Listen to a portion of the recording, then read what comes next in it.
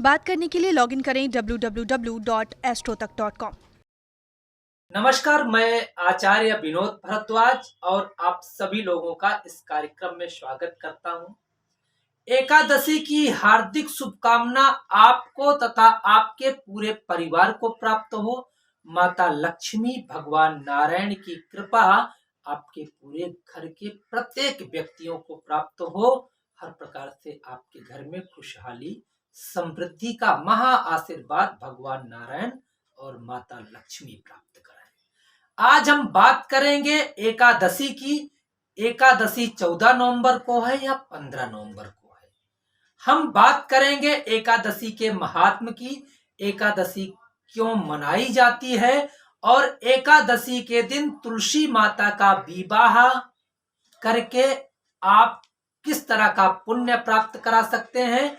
तुलसी विवाह 14 नवंबर को होगा या 15 नवंबर को होगा, इस विषय की हम पूरी जानकारी आपको देंगे और हम आपको जानकारी देंगे वह 5 शक्तिशाली उपाय जो आपके जीवन के दुखों को दूर कर सकते हैं, जो आपके जीवन में आ रही बाधाओं को दूर कर देंगे। ये बेहद चमत्कारी उपाय हैं। आप वीडियो को पूरा देखने का प्रयास करिएगा। एक ही वीडियो ये है, देवोत्थानी एकादशी के लिए पर्याप्त होगा, मैं इसका दावा करता हूं। अब बात करते हैं देवोत्थानी एकादशी कब मनाई जाएगी, इस विषय की सबसे पहले जानकारी देखिए। कुछ लोग देवोत्थानी एकादशी को 14 नवंबर को निश्चित रूप से मनाने पे सोच रहे हैं। तमाम प्रकार से मैंने इस चीज को चेक किया, कुछ विद्वानों की राय ली और आजकल क्योंकि नेट का एक तरह से वो है प्रोसेस है, नेट का जमाना है, लोग फटाफट मोबाइल पे सर्च करते हैं, उस पे भी मैंने देखा तो उसमें 14 नवंबर को देवोत्थान मतलब हरि प्रबोधनी एकादशी के विषय में जानकारी मिली। कुछ पंचांगों में भी मैंने देखा, विशेष करके वाराणसी से निकलने वाले समस्त पंचांगों में, तो वहां पे हमें विशेष जानकारी मिली कि क्यों नहीं 14 नवंबर को देवोत्थानी एकादशी मनाई जाएगी। इस विषय की पहले हम आपको जानकारी क्लियर कर दें, तब आगे हम आपको वीडियो में बहुत सारी सुंदर सुंदर जानकारियां देंगे। देखिए 14 नवंबर को जो एकादशी है वह जो 9 बजे दिन में लग रही है, दिन पड़ेगा रविवार का 14 नवंबर को, तो 9 बजे प्रातः काल से यदि एकादशी लगेगी तो सूर्योदय के समय में एडजस्ट नहीं कर पाएगी। और हमारी संस्कृति में सूर्योदय के समय जो तिथि नहीं आती है उसकी गणना हम अपने धर्मशास्त्र में नहीं करते हैं, तो मतलब यहाँ पे रविवार को एकादशी का मान सूर्योदय के बाद हो रहा है। अब बात करते हैं सोमवार को। देखो सोमवार को 8:57 पे एकादशी है, तो मतलब 5:40 पे सूर्योदय होगा, तो सोमवार को एकादशी निश्चित रूप से मनाई जाएगी। और 2-4 कारण हमने देखे हैं, उसको भी समझ लीजिए। देखिए हरि प्रबोधनी एकादशी, देव उत्थानी एकादशी में भगवान नारायण अर्थात शालिग्राम के साथ माता तुलसिका का विवाह भी कराया जाता है। ऐसा कहा जाता है कि जो भक्त, जो कन्याएं, जो स्त्रियां आर्त भाव से, पूरी श्रद्धा से निश्चित रूप से तुलसी माता और शालिग्राम का विवाह संपन्न कराते हैं, उनके पारिवारिक जीवन में हर प्रकार से खुशियां प्राप्त होती हैं, प्रेम की अनुभूति प्राप्त होती है। तो क्योंकि रविवार को तुलसी का स्पर्श वर्जित है, तुलसी तोड़ना वर्जित है, तुलसी का दान करना वर्जित है, इसलिए रविवार को तुलसी विवाह नहीं कराया जा सकता है, क्योंकि साल का बहुत बड़ा व्रत है। दूसरा देखिए भद्रा में विवाह वर्जित किया गया है, विशेष रूप से भूमि लोक की भद्रा में विवाह नहीं किया जा सकता है। जैसे कि कहा गया है मृत्युलोके यदा भद्रा सर्व कार्य विनाशनी। इसलिए भी रविवार को मृत्युलोक की भद्रा है, तो तुलसी माता शालिग्राम का विवाह वर्जित है। तो आप 14 नवंबर को एकादशी न मना करके आप 15 नवंबर दिन सोमवार को एकादशी का व्रत रखिए। और क्योंकि एकादशी का पारण भी बहुत महत्वपूर्ण होता है, तो मंगलवार को एकादशी प्रातः 9:16 पे समाप्त हो रही है, तो 9:16 के अंदर आप पारण कर लें। अब बात करते हैं एकादशी के महात्म्य की। देखिए, एकादशी ये देव उत्थान है, और देव शयनी एकादशी से भगवान विष्णु का शयन हो जाता है। 4 मास को चातुर्मास कहते हैं। 4 महीने विवाह, गौन, मुंडन आदि जो मांगलिक कर्मकांड है वो बंद रहते हैं। फिर जब देवउत्थानी एकादशी कार्तिक मास शुक्ल पक्ष की एकादशी को भगवान नारायण जग जाते हैं, और इसी दिन से हमारी संस्कृति में विवाह, मुंडन, गौन या कोई भी जो भी यज्ञ, यजन, आहुति, पूजा पाठ, हम इन सब कार्यों को देवउत्थान के बाद यदि संपन्न करते हैं, तो इसका पुण्य निश्चित रूप से लक्ष्मी नारायण हमारे जीवन में प्राप्त कराते हैं। तो जो है, जो निश्चित रूप से चातुर्मास की समाप्ति है देव उत्थानी एकादशी। तो देव उत्थानी एकादशी में भगवान का जागरण कैसे करें, इस विषय की हम जानकारी देते हैं। देखिए, भगवान नारायण का जागरण ब्रह्म मुहूर्त में होता है, और इसकी पूजा, एकादशी की पूजा सायंकालीन की जाती है। तो पहले हम पूजा की विधि आपको जानकारी देते हैं।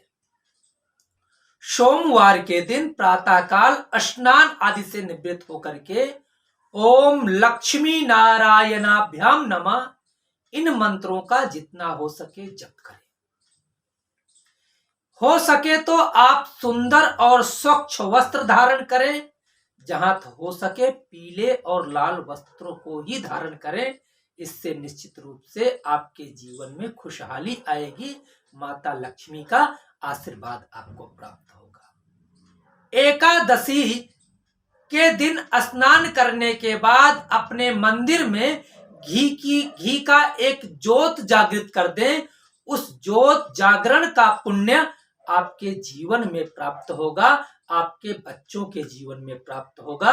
हर प्रकार से आपके घर में खुशियों का वास होगा। अंधकार, चाहे वो अज्ञानता का हो, चाहे बीमारी का हो, चाहे जिस प्रकार का हो, वो आपके घर से दूर हो जाएगा। इसके बाद आप दोपहर 3 बजे से लेकर के 6 बजे तक भगवान नारायण अर्थात शालिग्राम और माता तुलसी का विवाह संपन्न करा सकते हैं। देखिए, वैसे तो इसे निर्जला एकादशी के नाम से जाना जाता है।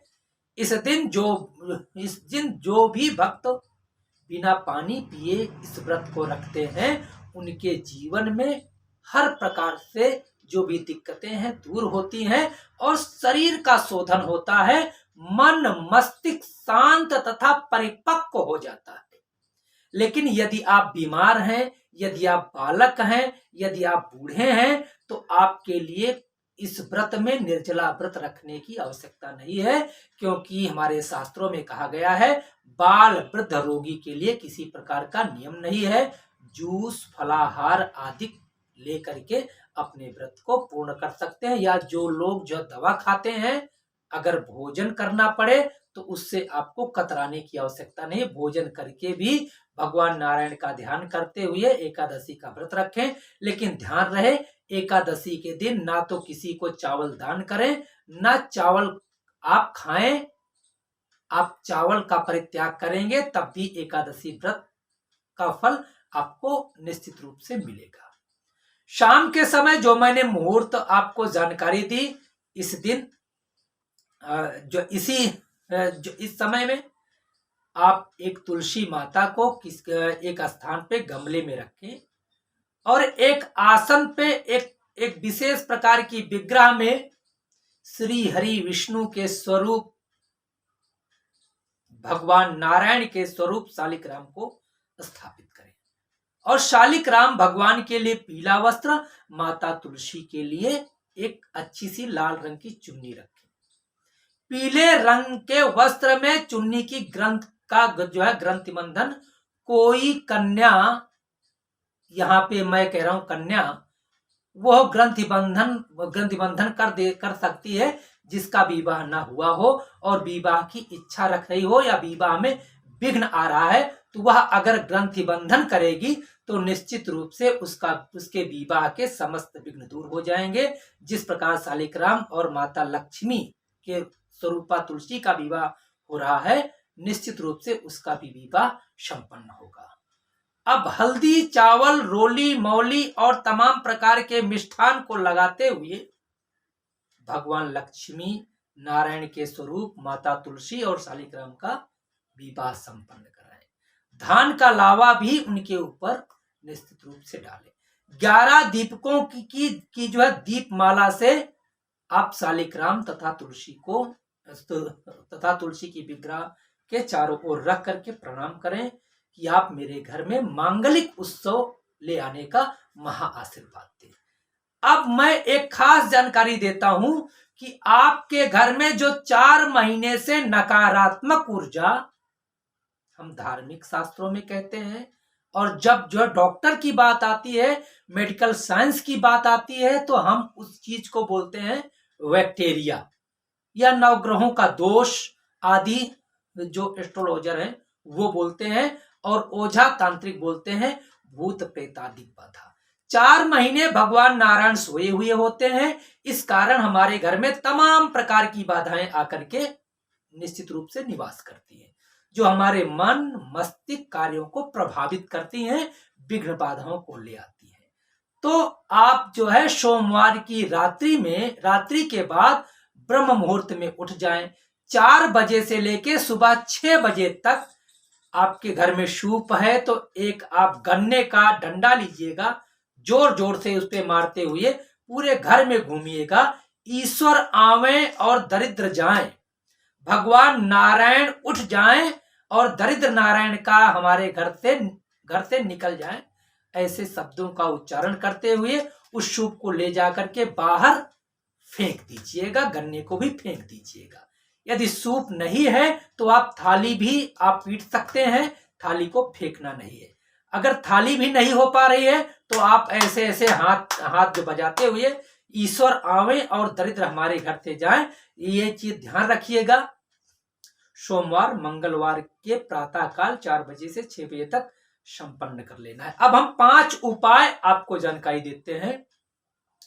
ये 5 उपाय आपके जीवन के दुखों को दूर कर देंगे, क्योंकि भगवान लक्ष्मी नारायण का जागरण हुआ है और ऐसा कहा जाता है कि जागरण काल में जो ये 5 महा उपाय को कर लेता है, ये पंच परमेश्वर बन के उनके जीवन के समस्त बाधाओं को दूर कर देते हैं। सबसे पहला उपाय, यदि आपके विवाह में अर्थात आपके घर में कोई बालक बालिका है, उसके विवाह में विघ्न आ रहा है, तो भगवान लक्ष्मी नारायण को केला, केसर और हल्दी स्नान के बाद उस बालक से अर्पण कराएं, या तुलसी विवाह के समय अर्पण करा सकते हैं। इससे विवाह से संबंधित समस्त दोष दूर हो जाएंगे। यदि आपके मन में कोई इच्छा है जो कि पूर्ण नहीं हो पा रही है, तो इस दिन आप उस इच्छा पूर्ति के लिए एक छोटा सा उपाय कर सकते हैं। यह उपाय यह है कि नारियल आप लीजिएगा साबुत जल वाला, और 7 बादाम लाल रंग के वस्त्र में लपेट करके तुलसी माता के सामने या भगवान विष्णु के सामने, या जब आप तुलसी और भगवान नारायण का विवाह करा रहे हैं उनके सामने अर्पण करके अपनी इच्छा पूर्ति की वह समस्या जो जिससे आप परेशान हैं, नहीं पूर्ण हो पा रहे, उसको निवेदित कर दीजिएगा। भगवान लक्ष्मी नारायण और माता तुलसी का जरूर आपके इन विघ्न बाधाओं को दूर कर देंगी। अब हम आपको जानकारी देते हैं कि आर्थिक तंगी अगर है आपके यहाँ, आर्थिक तंगी से परेशान है, क्योंकि इस समय तो सभी परेशान हैं, तो आप क्या करें। माता तुलसी और भगवान नारायण तथा शालिग्राम के सामने एक घी का जोत, अगर आपके पास घी उपलब्ध है, नहीं तो आप तिल के तेल का जोत वहां पे आप जो लगा दीजिए और 7 कौड़ी ले आकर के लाल रंग की पोटली में बांध करके माता लक्ष्मी नारायण के पास रख दें या जहां आपने विवाह कराया वहां रख दें। प्रातः काल उस कौड़ी को उठा करके अपने धन वाले स्थान पे रख लें। निश्चित रूप से आर्थिक तंगी दूर होगी, माता लक्ष्मी तथा भगवान नारायण का आशीर्वाद प्राप्त होगा। यदि आपके दाम्पत्य जीवन में दाम्पत्य सुख की कमी है, आप एहसास कर रहे हैं और आपका पारिवारिक जीवन बर्बाद होता जा रहा है, तो एक उपाय करके देखिएगा। यह उपाय निश्चित रूप से आपके जीवन के समस्त दुखों को दूर कर देगा, दाम्पत्य जीवन खुशहाल हो जाएगा। करना क्या है, आप जो है सुखी दाम्पत्य जीवन के लिए चाहे जो पति करे चाहे जो पत्नी करे, एकादशी के दिन स्नान करके शंख में कच्चा दूध भर लें। भगवान लक्ष्मी और नारायण की पीतल की मूर्ति या जो भी मूर्ति आपके पास है उस शंख के दूध से स्नान कराएं। ओम विष्णवे नमः, ओम लक्ष्मी नारायणाभ्याम नमः, इन मंत्रों का पाठ करें। फिर वह दूध जो है पति पत्नी दोनों मिलके पी ले या कोई एक ही पी ले, तो निश्चित रूप से दाम्पत्य जीवन के समस्त विघ्न दूर हो जाएंगे। अब हम आपको जानकारी देते हैं समस्त मनोकामनाओं की पूर्ति के लिए एकमात्र उपाय, आपके घर के समस्त विघ्नों को दूर करने के लिए एकमात्र उपाय, तुलसी के पत्ते की अधिक से अधिक माला, मतलब तुलसी के पत्ते अधिक से अधिक हों, चाहे तुलसी दल हो, अधिक से अधिक पत्तों की या 108, 1008, 21 या जो भी पत्ते आपको मिले, लाल रंग के धागे में पिरो करके ओम लक्ष्मी नारायणाभ्यम नमः इस मंत्र का पाठ करते हुए स्नान के बाद भगवान नारायण के कंठ में आप उस माला को धारण करा लें। जैसे ही माता तुलसिका भगवान नारायण के कंठ में स्पर्श करेंगी, आपके परिवार के जितने भी लोग हैं निश्चित रूप से विश्वास मानिएगा, भगवान नारायण की कृपा से समस्त विघ्न दूर होंगे और आपके घर के समस्त लोगों की समस्त मनोकामनाएं पूर्ण होंगी। आस्था और विश्वास के साथ इन कार्यों को करके देखिएगा, क्योंकि देवउत्थानी एकादशी निश्चित रूप से जीवन के सभी पापों को दूर कर देती है और हर प्रकार से जीवन में खुशहाली ले आती है। आप जो है जो भी दीपक स्थापित करे हैं या जो भी पूजन में जो चीजें स्थापित किए हैं उसे आप प्रवाहित कर दीजिएगा, लेकिन तुलसी की माला को घर में रख लीजिएगा। कहीं भी आवश्यक कार्यों से आप निकलने लगे तो वह जो तुलसी दल या तुलसी के पत्ते सूख भी गए हैं तो डिब्बी में रख लीजिएगा। एक तुलसी का पत्ता खा करके अपने कार्यों पे निकलिएगा। आपके परिवार के जो भी लोग हैं, देखिएगा निश्चित रूप से आपके जीवन में खुशियां आएंगी। कार्यक्रम अच्छा लगा है तो हमारे YouTube चैनल को सब्सक्राइब करिएगा, बेल आइकन को जरूर प्रेस करिएगा, क्योंकि हम आपके लिए सुंदर से सुंदर कार्यक्रम को ले आने का प्रयास करता हूं और निश्चित रूप से शास्त्र की कसौटी पे कार्यक्रमों को लाने का प्रयास करता हूं। इस कार्यक्रम को मैं चाहूंगा कि और लोगों के पास आप शेयर करें, क्योंकि 14-15 में जो भी दिक्कतें चल रही हैं वो चीज क्लियर हो। नहीं तो अगर रविवार के दिन एकादशी का व्रत किया जाएगा तो निश्चित रूप से शास्त्र सम्मत नहीं है, तो और लोगों को भी यह जानकारी हो, इसलिए आप जरूर शेयर करिए। आप लोगों का बहुत बहुत धन्यवाद। नमस्कार।